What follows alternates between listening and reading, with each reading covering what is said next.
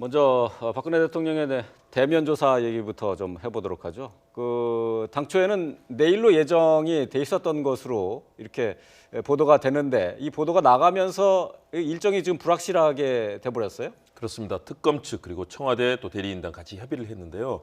당초에는 2월 9일 날 대면 조사를 하자. 예. 그리고 이제 장소는 뭐 청와대 내부로 거의 결정이 되는 흐름이었습니다. 특히 특검이 양보를 많이 했습니다. 청와대 측에 강력한 요구가 있었고요. 대통령에 대한 예우 측면에서 장소라든가 사실은 안가라든가 다른 뭐 금융연수원 같은 경우는 사실은 우리 선거가 끝나고 나면 항상 인수위가 이 업무를 하던 곳이잖아요. 이런 곳에서 하자라는 얘기를 했지만 네. 청와대 측이 이제 청와대 내부로 하자라든가 여러 가지 요구를 했습니다. 여기에 대해서 거의 대부분 다 받아들였는데 예. 날짜 문제가 이게 언론에서 일부 방송에서 이 날짜가 나왔습니다. 이에 예. 대해서 청와대 측에서는 이렇게 날짜가 리크되면 날짜가 공개되면 네. 어떻게 협의를 할 수 있겠느냐. 대통령 대면조사도 거부할 수 있다. 이런 뉘앙스의 얘기까지 나오면서 네. 현재로서는 2월 9일은 무산이 되면서 이규철 특검보가 2월 10일 언저리쯤이 되지 않겠냐라는 이런 얘기까지 하면서 2월 9일이 무산되고 날짜를 지금 다시 잡고 있는 그런 상황인데요. 최종 날짜는 아직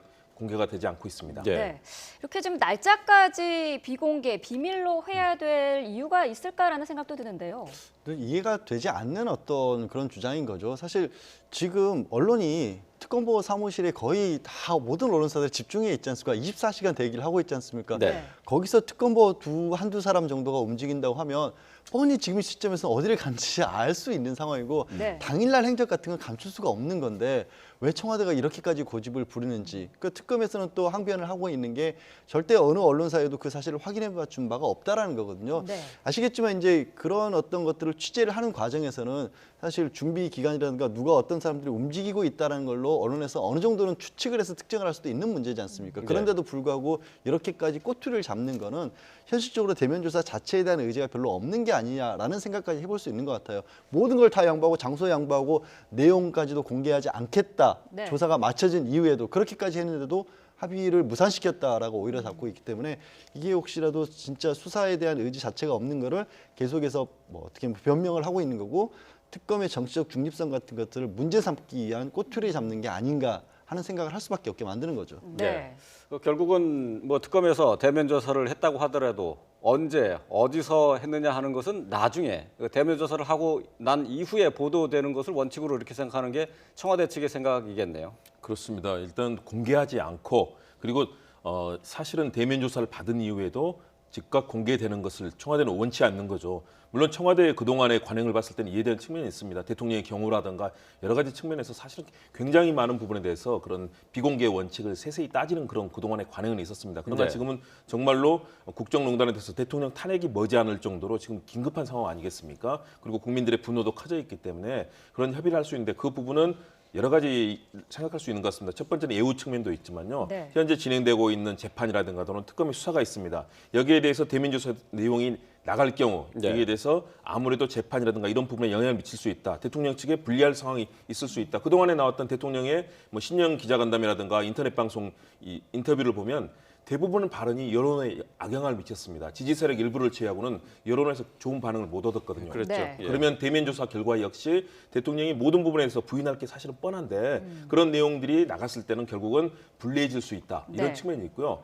또 하나는 대면 조사를 사실상 마지막까지 이 마지막 활용 카드로 쓸 수 있다는 겁니다. 대면 조사를 마지막에 거부하는 측면을 특검 탓이다. 특검이 이렇게 뭐 비공개 원칙을 어기고 있다는 측면에서 특검의 책임을 떠넘기면서 대면 조사를 거부하고요. 그럼으로써 사실은 특검의 수사기간 연장 요청을 이제 황교안 대행이 거부할 수 있는 명분을 청와대에서 제공한다. 네. 이런 저는 다목적인 전략까지 다 포석을 깔고 있는 것이 아닌가. 청와대의 행보를 본다면 네. 그런 흐름들이 느껴집니다. 예.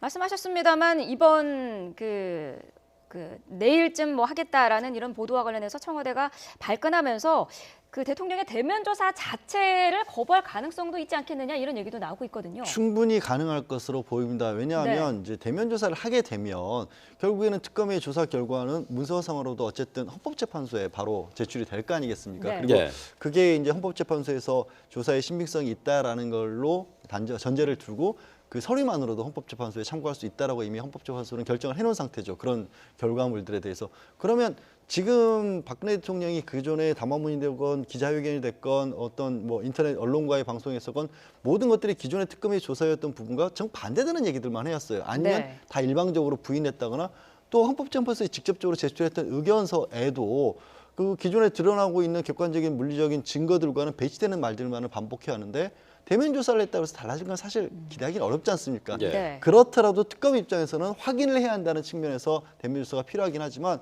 확인을 해줘 버리는 게 되거든요. 박근혜 예. 대통령 입장에서는 차라리 이런 식으로 특검의 수사에 대해서 어떻게 보면 신빙성, 신뢰도를 떨어뜨리는 방법을 취하는 게 지금 박근혜 대통령 주변에서 아직까지도 박근혜 대통령을 지지하는 어떤 사람들의 입장에서 봤었을 때는 그게 훨씬 나아 보이는 거죠.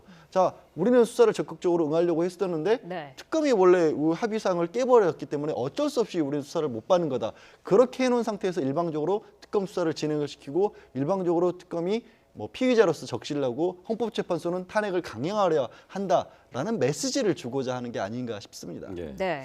그 대면 조사에 대한 장소 그리고 날짜가 이제 언론에 보도된 것이 이게 어디서 흘러나왔느냐 이거 가지고도 이제 말이 많습니다. 청와대에서는 특검을 의심하고 있는데 특검에서는 오히려 청와대에서 흘린 것 아니냐 이렇게 얘기하고 있어요. 그러니까요. 특검 측에서는 청와대에서 리크한 것 아니냐, 특검에서 흘린 것 아니냐 이런 의심을 하고 있는 반면에 특검 측에서는 확인해 준 적이 없다라고 얘기를 하고 있습니다. 사실은 어느 쪽에서 이런 내용들이 흘러나오는지는 알 수 없지만 우리 언론의 취재력이 얼마나 뛰어난지 저는 뭐 그런 생각을 해봅니다. 요즘 언론이 많은 뭐 그런 높은 평가를 받고 있지 않습니까? 그동안 뭐 비판도 많이 받았지만 그러나 그 부분은 분명히 저는 어느 쪽에선가는 흘러나왔을 거다. 그리고 특검이 상당히 기밀을 유지하는 측면도 있지만 그동안에 언론 브리핑을 통해서 특검 규정에 그 부분이 있지 않습니까? 언론 브리핑을 통해서 국민들의 알 권리를 충족시켜야 되는 그런 조항이 있기 때문에 특검의 그동안의 그 관행을 봤을 때는 충분히 그쪽도 가능하고요. 또 청와대도 그동안 청와대 출입기자들을 통해서 다양한 형태의 그런 정보들을